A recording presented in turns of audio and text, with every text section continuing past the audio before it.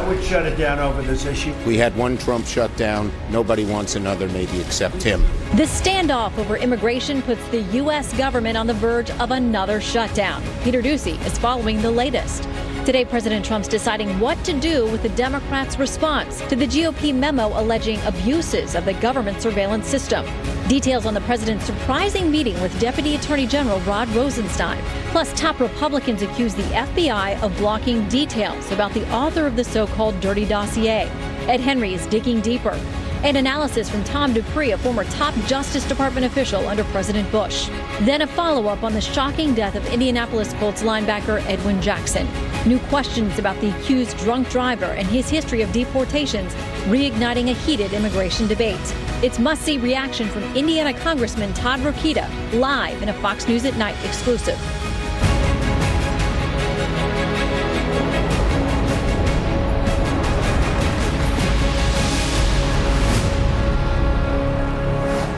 And welcome to Fox News at Night. I'm Shannon Bream in Washington.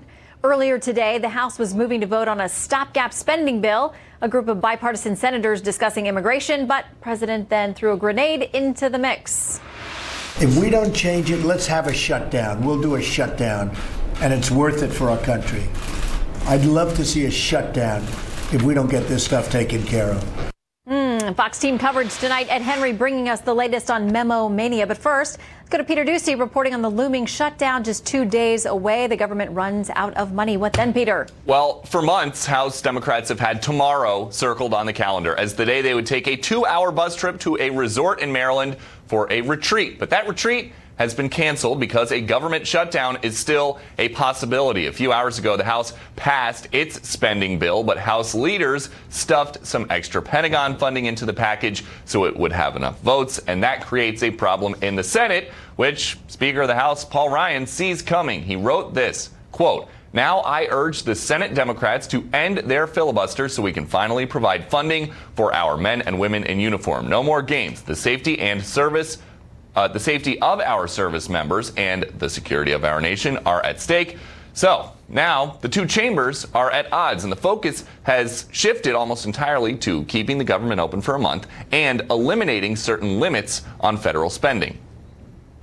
We're making real progress on a spending deal that would increase the caps for both military and middle-class priorities on the domestic side that Democrats have been fighting for.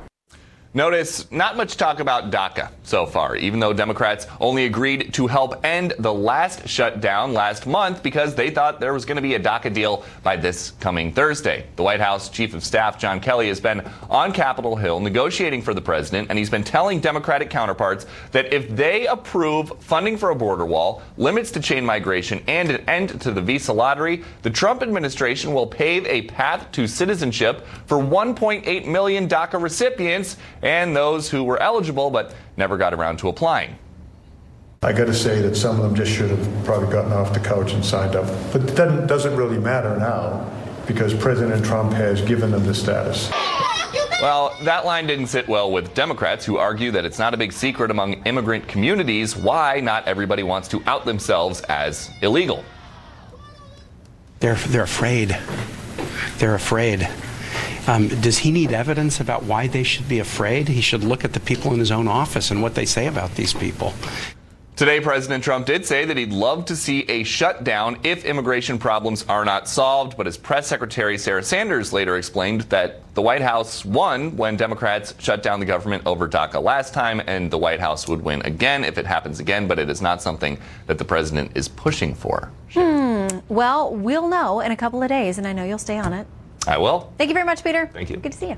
All right, another wild day on Wall Street after plunging early this morning. The markets eventually recovered, ending the day with a 567-point gain. That recoups about half of the nosedive the Dow took yesterday. Just minutes from now, we'll take a look at what's behind the volatility and how a potential shutdown could impact the markets. Brian Brenberg, the chair of the program in business and finance at the King's College, will join us live. Well, breaking tonight, new allegations involving the dirty dossier and how much the FBI may have relied on that when getting those FISA surveillance warrants. Brand new developments on that front as President Trump met today with Deputy Attorney General Rod Rosenstein. They went over the differences between a Republican memo that claims the FBI abused its spy powers and a Democrat memo that counters that narrative. This just days after President Trump refused to rule out firing the Deputy Attorney General. Ed Henry has more on today's meeting and tonight's breaking news. Hey, Ed. Well, Shannon, great to see you. Just breaking tonight, we're getting our hands on a less redacted version of that criminal referral that Republican Senator Chuck Grassley sent to the Justice Department last month about former British spy Christopher Steele. And it gives us even more information showing that the FBI relied heavily on Steele's first dossier to get a FISA warrant. Plus, the FBI repeatedly represented to the FISA court that Steele did not have unauthorized contacts with media outlets like Yahoo News and Mother Jones. And that was simply not true. That's why Grassley is trying to see whether or not he broke the law, Christopher Steele, by lying to the FBI. Also new tonight, the clock now officially ticking. The president has the Democrats' memo in his hands, so he'll decide whether to block some or all of this memo in the next 5 days. The president met late this afternoon, as you mentioned, with the Deputy Attorney General to begin the process of reviewing the differences between the Republican and Democrats' memos and figure out how much sensitive information should be redacted. The fact that the president is working with Rosenstein shows Democrats like Congressman Adam Schiff have been exaggerating and trying to fan flames of chaos by charging the president was going to fire Rosenstein and spark a constitutional crisis because of the Deputy Attorney General's appearance in the Republican memo. As for the Democrats' memo, a source who has seen it and read it believes a trap has sort of been set for the president politically because the Democrats' memo is filled with sources and methods within the intelligence community. A potentially tactical move by Democrats to force the commander-in-chief to either stop release of their memo or make major redactions and look like he's not being transparent, as the New York Times is pushing the secretive FISA court to unseal the underlying documents that led to surveillance of former Trump advisor Carter Page. He's speaking out, first in an exclusive with her own Laura Ingraham last night, then today on ABC, charging that the FBI and Obama administration shredded the Constitution. Look, the probable cause, based on all the evidence that keeps dripping out and now has been further substantiated with the Friday, first memo, is that it was based on that dodgy dossier, which was, a political stunt. The first one was very clean relative to sources and methods. My initial cut is this one is a lot less clean. But at the end of it all, it'll be guys like Rod Rosenstein, Chris Wray from FBI. So you see the White House there with the chief of staff trying to include the FBI and the Justice Department to see what to redact from the Democrats' memo. Meanwhile, Democratic leader Nancy Pelosi today introduced a special resolution to disapprove of the Republican memo from Congressman Devin Nunes. It was voted down. Sarah Sanders, meanwhile, defended the president's claim that the first memo vindicates him, the press secretary saying it shows there has been, in her words, political bias in the Russia probe. Shannon? All right, Ed Henry live with all the late-breaking details. Thank you. Good to see you. Let's bring in Fox News politics editor and author of the Halftime Report, Chris Steyerwalt. How are you tonight? Living the dream. Living the dream. Living the dream right now. We're glad to have you with us. So. Okay, so let's talk about a couple of things. As all this is playing out, the memos back and forth, the White House now considering what to do with this. Do you think, as some do, that the Democrats have laid a trap for the president in this memo? It's a lot longer than the Republican memo. There are allegations that it contains sources and methods, things the White House maybe would have to think about redacting. Then if they turn out a memo that has black spaces and redactions, that it then raises questions about what the White House has done. I don't think that it will matter one hill of beans to anybody whose mind isn't already made up. So the problem that you have with these kinds of issues, the Republicans feel very intensely about it. The Democrats feel very intensely about it. They're all very much set in the way that they feel. Meanwhile, the rest of the country is watching things that actually matter. The back and forth between partisans on one side and partisans on the other about dirty, dodgy dossiers and all of these other things are a bunch of Washington fulminations and claptrap, and it doesn't add up to the important questions about, do schools get better? Do people have health insurance? Are good jobs, good wages? Are we safe? Are our elections secure? And with good reason, big chunks of the country look at Washington in a moment like this and say, guys, what are you doing? What are you guys focused on? And the answer is almost always barbarous partisan politics. Well, okay, so do you think, as Howie Kurtz said earlier tonight, that next week we won't even be talking about these memos? Do you think because there's a constant scandal and crisis that they'll be in the rearview mirror? Or do you think these kind of have some staying power? What's happening here? These are little aperitif. We're getting ready to get all of everything. We are getting ready to, remember, the only two things that matter. You can, for the rest of this stuff, it's interesting to watch the interplay. It's interesting to watch the partisan posturing, all of that stuff. There's two big things we're waiting for. There's an Inspector General's report at the Justice Department on the way that the FBI and others handled the investigation into Hillary Clinton's mishandling of state secrets. One, and James Comey is going to have some pretty dope tweets. He's working on them right now. Yeah, he better. And then number two is the Mueller investigation, which is the whole enchilada.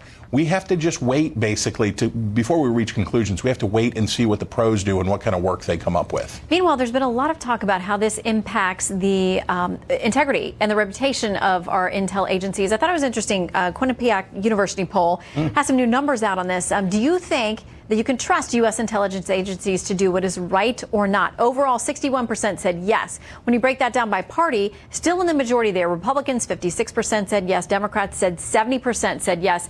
So a lot of folks out there still have faith. Yeah, listen, the rank and file people here that are doing what they got to do, I trust them to do it right. And that, well. and you saw similar or better numbers. And here, what we really care about: what are independents doing? What are persuadable voters that are not lashed to one party or the other? Which, by the way, is the plurality of the electorate.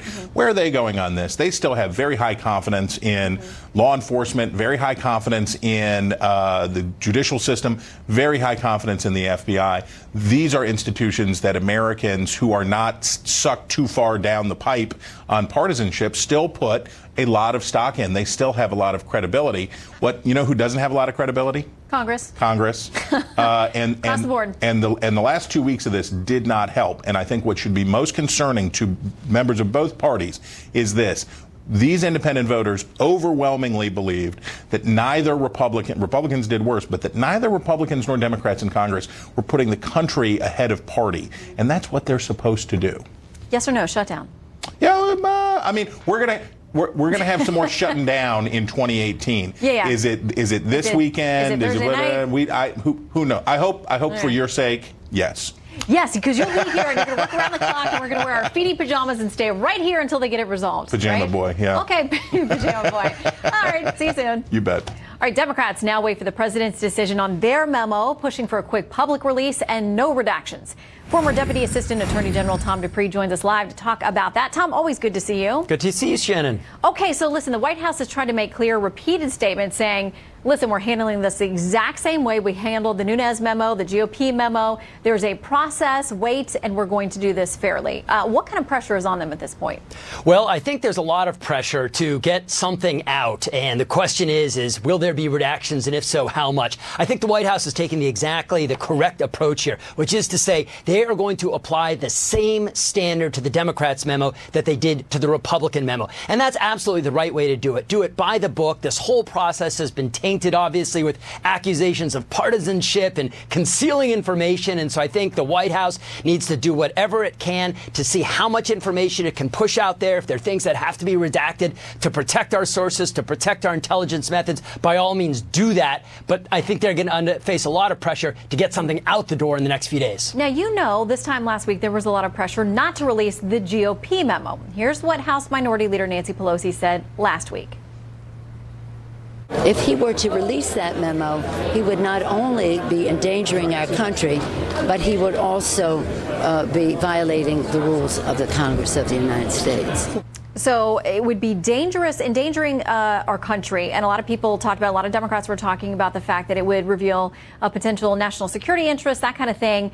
On that front, it didn't really seem, once we got it, that there was much to that. But tonight, I don't hear much from the mainstream media or the left cautioning us that the Democrats' memo, which is apparently more detailed and much longer and more in-depth, would cause any of these same problems. The same thing occurred to me, Shannon, is that we heard so much concern and criticism, and a lot of it was fair, about making sure that the Republican memo didn't somehow inadvertently leak that information. And now that the shoe's on the other foot, the same voices that were calling for caution and concern are notably silent. So I think the White House needs to look at this. My understanding is the Democrats' rebuttal memo is far longer than the 4-page Nunes memo, which at least suggests there might be more information that we need to take a close look at to make sure that it can see the light of day. I want to quickly ask you to give me both sides of this idea that the president needs to be interviewed or should sit down or shouldn't sit down with special counsel Mueller or his team. What are the arguments against him doing it, and what's the argument for him to do it? Sure. The argument against him doing it is pretty much any lawyer advising a client in this situation would say, what is to be gained? You go in, it's a possible perjury trap, you make a misstatement, you don't quite get the question, and before you know it, you get socked with some sort of false statement or perjury charge. You're just creating possible legal vulnerability for yourself. The best thing to do is stay silent. That's the argument for not having him do it. The argument for having him do it is that this simply isn't an ordinary case. It's the President of the United States. We know the President is a fighter. We know the President wants to get his story out. He's not afraid of Bob Mueller. He wants to look Bob Mueller in the eye and say there was no collusion here.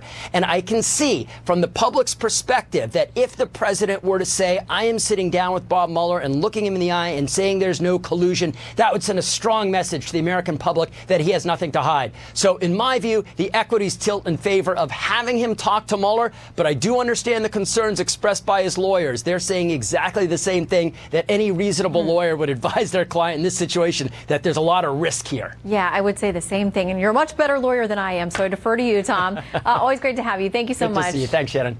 All right, new tonight, former RNC Finance Chair Steve Wynn is resigning from his namesake company, Wynn Resorts. Last month, the Wall Street Journal reported dozens of sexual misconduct accusations against the Vegas business mogul. At the time, Wynn called the accusations preposterous and later resigned from his RNC position. An unceremonious end of a career for a man who built and operated some of the most iconic casinos on the Vegas Strip, including the Mirage, the Bellagio, and the Wynn Las Vegas. The world's most powerful rocket is on a test journey through space. SpaceX rocket Falcon Heavy launched this afternoon with precious cargo on board, a Tesla Roadster. SpaceX founder Elon Musk wanted to send it up. He hopes his car is going to reach the Mars orbit. The Falcon Heavy had double the liftoff punch with equipped with 27 engines and 3 rocket boosters. The plan is to be able to use all of them again. Well, another wild day on Wall Street. What's behind it and what comes next? We'll break down the stock market's dizzying ride. And the Department of Justice moves swiftly, filing federal charges against an illegal immigrant in Indiana. He's suspected of drunk driving and killing that man, former Indianapolis Colts player Edwin Jackson, and Jackson's Uber driver, Jeffrey Monroe. The latest on the legal moves and how Jackson is becoming the face of President Trump's fight for stricter immigration policy and the fight to control the Senate, but not without serious objections. And an exclusive interview with the nation's top diplomat. What the Secretary of State has to say about Vice President Mike Pence's trip to the Olympics in South Korea and if he will meet with North Korean leaders. Well, look, Vice President's there, and we'll just have to see what happens.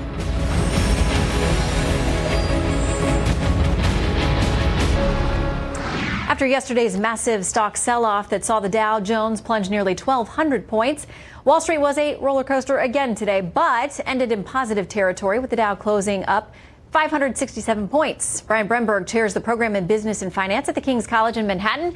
Joins us now to break down what's behind the jitters. Brian, welcome. Great to have you. Great to be here.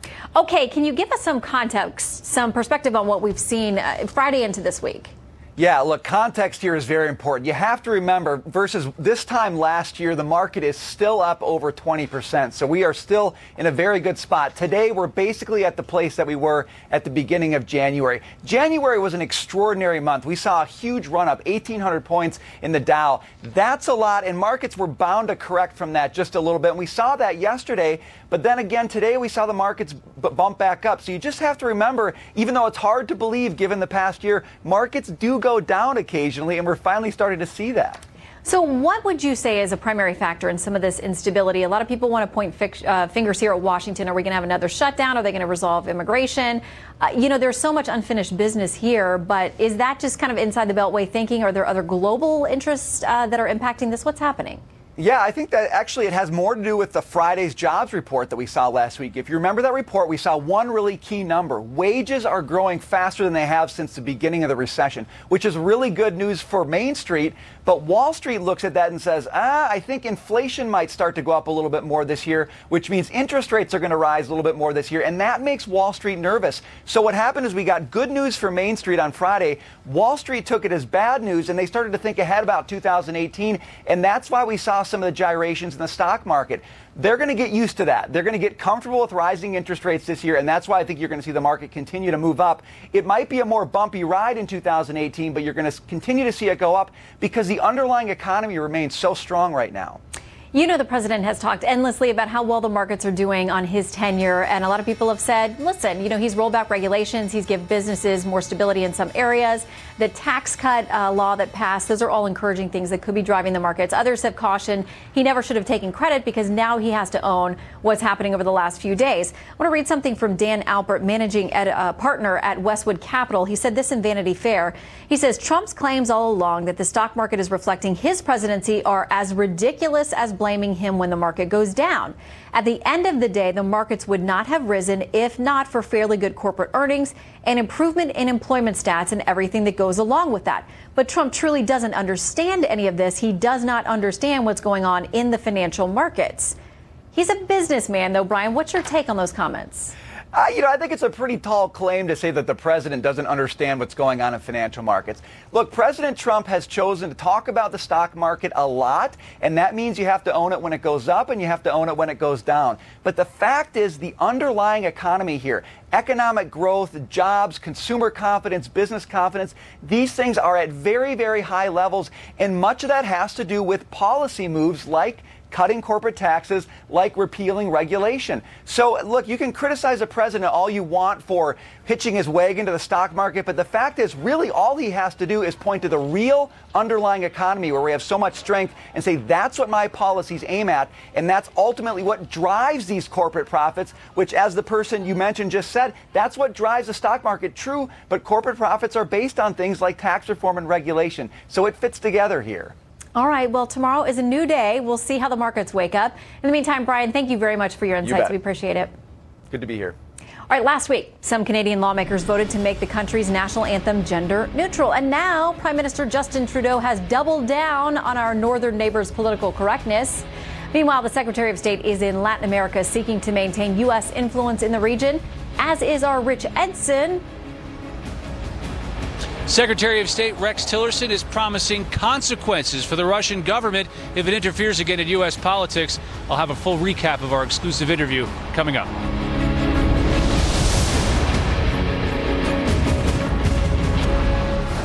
U.S. Olympian at just 23 years old, snowboarder A.J. Muss had quite the journey to get from Rumson, New Jersey to the slopes in Pyeongchang. In 2014, his airway was blocked during a routine shoulder surgery, leaving him in a medically induced coma. Muss had to relearn how to read and write and still battles with memory loss, but he is not letting his brush with death slow him down. He says, quote, "I'm not just going to the Olympics, I'm going to win a gold medal." Well, Secretary of State Rex Tillerson staying mindful of international relations, particularly tensions with Russia and North Korea. Tillerson's Latin American tour made a stop in Colombia today, and that's where he sat down exclusively with our Rich Edson, who joins us now with details of that one-on-one interview. Hello, Rich. Good evening, Shannon. And Secretary of State Rex Tillerson refuses to rule out the possibility of Vice President Mike Pence speaking with North Korean officials while they're at the Olympics in South Korea. The Secretary of State was also asked by us, essentially, if the U.S. would initiate a conversation with the North Korean officials there. The Secretary would only say the Vice President's there, and we'll just have to see what happens. We also discussed potential Russian interference in U.S. election politics. The Secretary says they're already seeing signs of such meddling in the 2018 elections, just like he also said the U.S. could be vulnerable to that like it was in 2016. I don't know that I would say we're better prepared because the Russians will adapt as well. The point is, if it's their intention to interfere, they're going to find ways to do that. And we can take steps we can take, but this is something that once they decide they're going to do it, it's very difficult to preempt it. And as Russia continues supporting the Assad regime in Syria, Secretary Tillerson says only a change in Russian behavior will bring an end to the fighting there. They're supporting the Assad regime. They're providing the air cover for the regime. Russia is responsible. They agreed that they would take care of the chemical weapons in Syria. Clearly, they failed to do that. So Russia really needs to move to a different place on this, and they can deny it all they want to, but facts are facts, and they need to go to another spot. We also asked the Secretary if he had a message for those in the administration who are reportedly looking to push him out. He would only say, "I'm still here." Shannon, back to you. All right, Rich Edson traveling with the Secretary of State. Thank you very much. The immigration debate is far-reaching and now caught in the crosshairs, the next census count in 2020. Trace Gallagher joins us now to break down some of the uncertainty swirling over getting an accurate population count. This one's a little tricky, Trace. It is, yeah, Shannon. The census numbers are used in everything from health care to transportation and education. But two of the primary reasons the Constitution mandates counting up the population every 10 years is to figure out how best to distribute $675 billion in federal funding to communities across the country and to draw legislative districts. Of course, the number of congressional representatives each state has plays a part in how many electoral votes each state gets. For the 2020 census, the Department of Justice wants to include a question about citizenship status.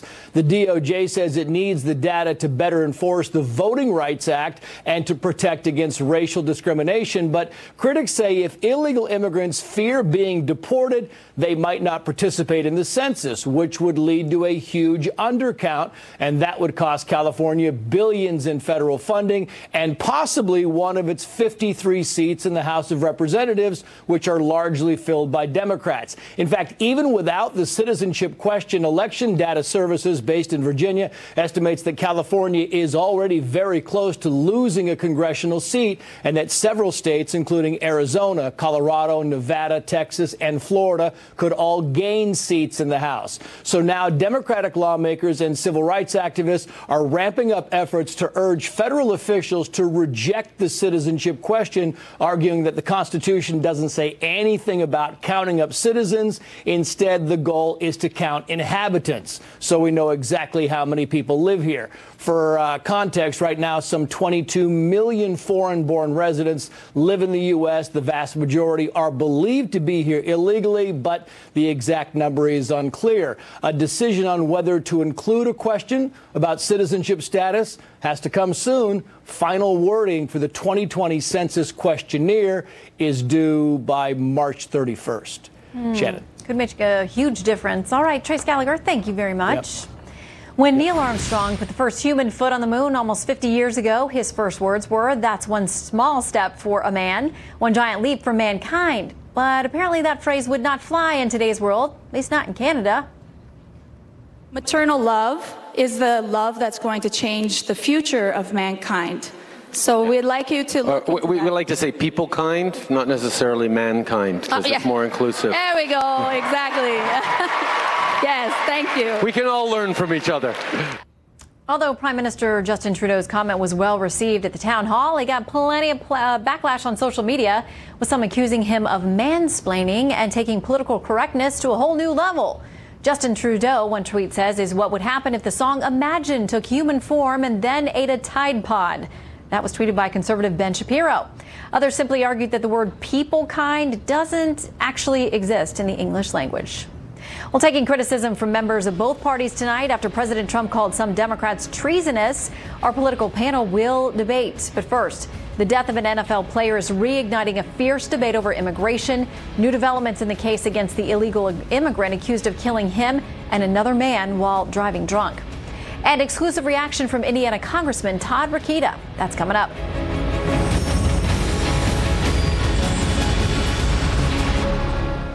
New tonight, the DOJ is bringing federal charges against the illegal immigrant suspected of killing a former NFL player and his Uber driver in a drunk driving crash.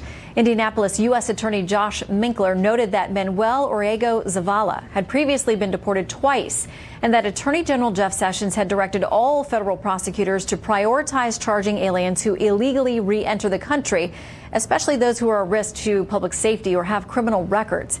Edwin Jackson, a linebacker who played for the Colts, was run over early Sunday morning, along with his Uber driver, Jeffrey Monroe.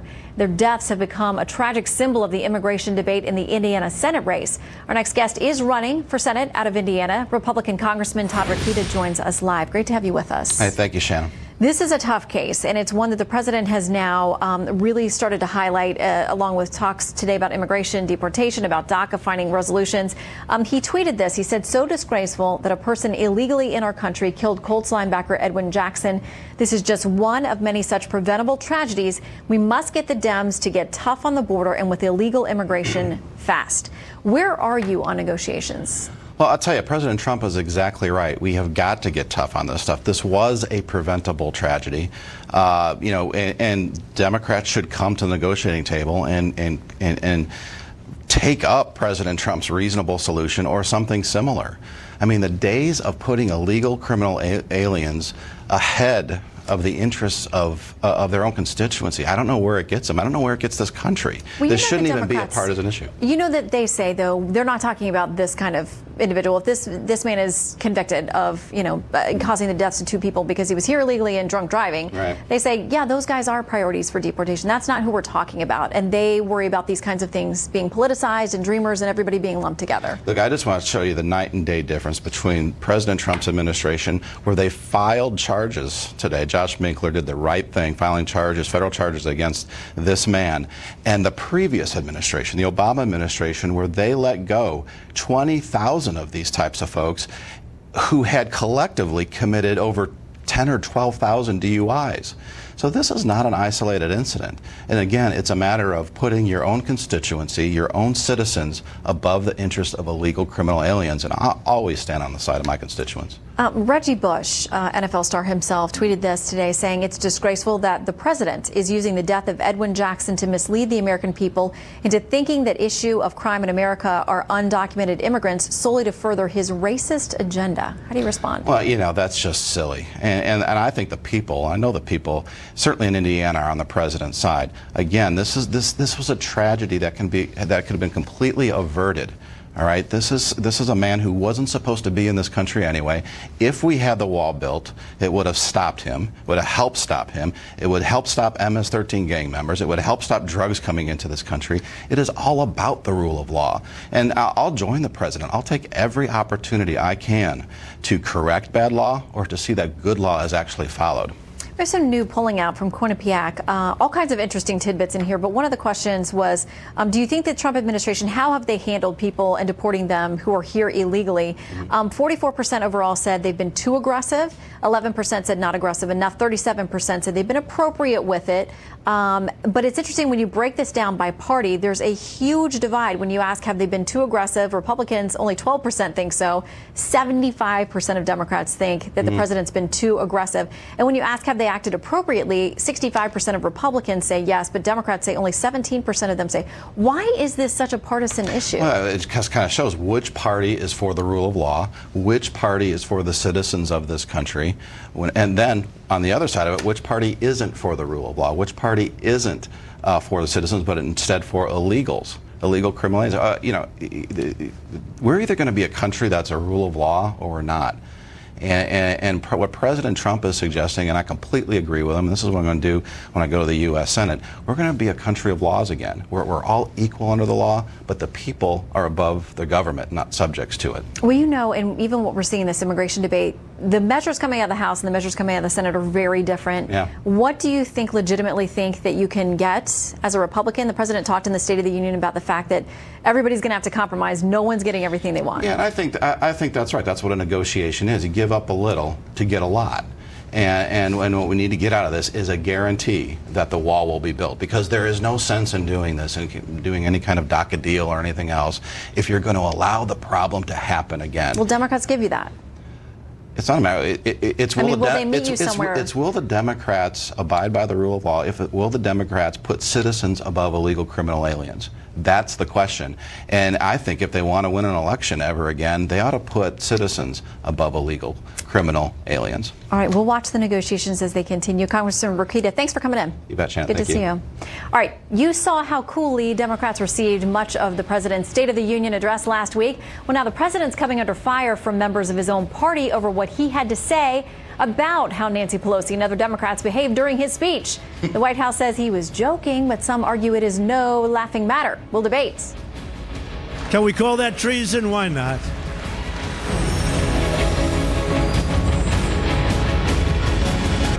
Just last week, the president was making calls for Republicans and Democrats to come together in his State of the Union address. I call upon all of us to set aside our differences, to seek out common ground, and to summon the unity we need to deliver for the people. But at a rally in Ohio Monday, President Trump blasted Democrats who did not clap or stand during the address. They were like death and un-American. Un-American. Somebody said treasonous. I mean, yeah, I guess why not? You know, can we call that treason? Why not? I mean, they certainly didn't seem to love our country very much. There was some smiling in there as he said it, so let's talk about it now, because the White House says the comments were made in jest. Democrats are not laughing, and they aren't alone. Guy Benson is political editor for townhall.com, and Richard Fowler is a syndicated radio host, and both of them are Fox News contributors. Great to see you tonight, gentlemen. Good evening. Happy Tuesday. And you as well. Is it just Tuesday? I know. This week feels God like help it's already a lot long. Thought it was at least Thursday. But it's great to see you guys. Okay, so it's not just Democrats who are calling out the president on this. This is what GOP Senator Jeff Flake out of Arizona had to say on the Senate floor today. Mr. President, respect is earned, not commanded. Applause signals approval of an idea, not loyalty to one's country. Our Democratic colleagues love this country as much as we do. To suggest otherwise is simply unconscionable. Richard? I think Senator Flake is absolutely right. Here's the thing. Even if the president was tongue-in-cheek to accuse an entire party of people of being un-American, which I think he looked very serious when he said that, it's wrong. I mean, for he was laughing. At the beginning, he was very serious. I mean, either way, I don't think this word should be used, because every State of the Union that I've ever watched, and I've been a political nerd since I can remember, probably before I could walk, and it's always that, like Republicans are in office, Democrats sit down and they sort of snarl at whoever the Republican. When Democrats are in office, the Republicans sit down and they snarl at the Democratic president. That is actually American. Every State of the Union's had it. It is a feature of our State of the Union, and for you to call those members who sat down that they don't love their country, I think that's ridiculous. You can't say that John Lewis doesn't love his country when he crossed the Emmett-Pettus Bridge and got beat for it. I mean, that is loving your country, period. I mean, listen, these guys and women are not going to stand up for repealing the individual mandate. Like, we don't expect them to stand up for that. But, Guy, there were some folks who said, you know, when we're talking about the economy doing well or these first responder heroes or whatever, can't we all stand up for that kind of stuff? Yeah, and I agree with that criticism. In fact, I made it a week ago on this show after the State of the Union. But I'm not going to sit here and try to defend this or justify what the president said in any way. The word treason should not be used in any context, flippantly or otherwise, by the president to describe his political opposition, no matter how intransigent or obnoxious that opposition is being. And I say that knowing full well that the Obama administration referred to Republicans as terrorists and suicide bombers. Obama himself referred to his predecessor as unpatriotic at one point. And guess what? I ripped him for it. And I think that if Obama had been up there and called Republicans treasonous in any context, we'd be freaking out on this network, and we'd be right. So I'm not going to give Trump a pass because he was joking. We should deserve better, and we should demand better from a president. I think Guy's right. Words matter and facts matter, and this president should understand that. Okay, I want to play from the White House Deputy Press Secretary Raj Shah, his explanation of this. This president is unvarnished, and he was obviously speaking in jest in that moment yesterday. But, you know, he calls it like he sees it. But it sounds like you two are in agreement. Jesting or not, best to avoid the word. Yeah, it's best to avoid the word. And if you listen to that quote, he calls it like he sees it. How could you be in jest and then call it like you see it? Those two things are mutually exclusive. Well, you know there are millions of Americans out there who love him and voted for him because he does call it like he sees it. Right. And they like that. You could call it like you see it, but then to call a whole group of people who work tirelessly to serve this country every single day. People like Mark Warner, people like, you know, Joe Manchin, people who work every day. And we're going to talk about him in a second. I mean, look, I don't have to love these Democrats, and I don't, to say that they shouldn't be called. You loved me, guy. They should. Well, that's a special case. It's a special case. Using words like un-American and treasonous should be reserved for very extreme circumstances, and certainly not for people not standing and applauding at a State of the Union. Because Ed Snowden is un-American. That is the definition. All right. Okay. Chelsea Manning, I know that's another debate. Okay, so let's talk about Senator Joe Manchin. He did something interesting on the Senate floor today. He signed a pledge, and it's something he's done before. He said this in a tweet that included video to what he was doing on the floor. He said, "Several years ago, I took a personal pledge to not campaign against a sitting colleague, and today I signed the pledge on the Senate floor. Hashtag quote, Washington sucks, but it doesn't have to. The time has come for all senators to make this pledge and commit ourselves to being Americans first. I mean, guys, is this something that would benefit incumbents, though? I mean, if you're going to say, like, I'm not going after anybody who's in this body right now, but I make, campaign against their challengers. And Republicans are pointing out that Joe Manchin waded into the 2014 race against Mitch McConnell in Kentucky, so he hasn't kept that pledge completely himself. And I think this is a desperate move from a vulnerable incumbent who already has a lot of political bullets coming his direction, rhetorical bullets. Vice President Pence gave a very tough speech and tweet storm about him. It's been turning some tough ads down in West Virginia. It's a state that Hillary Clinton lost by 42 points. Manchin voting no on tax reform, no on the president's agenda repeatedly. He's got a tough road to hoe in West Virginia. And to me, this was a weird, strange move, and he's not going to get a lot of people signing on to that. We got to leave it there, but I'm thinking that you think no one else signs on to the pledge. Actually, I think it's an admirable thing that he did there. I think, I think a lot of Americans want people in Washington to work together, and Joe Manchin's saying, let's put the bickering aside and let's focus on actually working together and getting something done for the American people. A novel thought. But good luck. All right, gentlemen, good to see you. More news right after this. President Trump was the honored guest at Paris's Bastille Day military parade last July. By all accounts, he thoroughly enjoyed it. Officials tell Fox they've begun planning a grand military parade here, but critics say they're worried about not only the optics of the event, but the possible cost, too. Well, most trusted, most watched, most grateful you spent the evening with us. Good night from Washington. I'm Shannon Bream.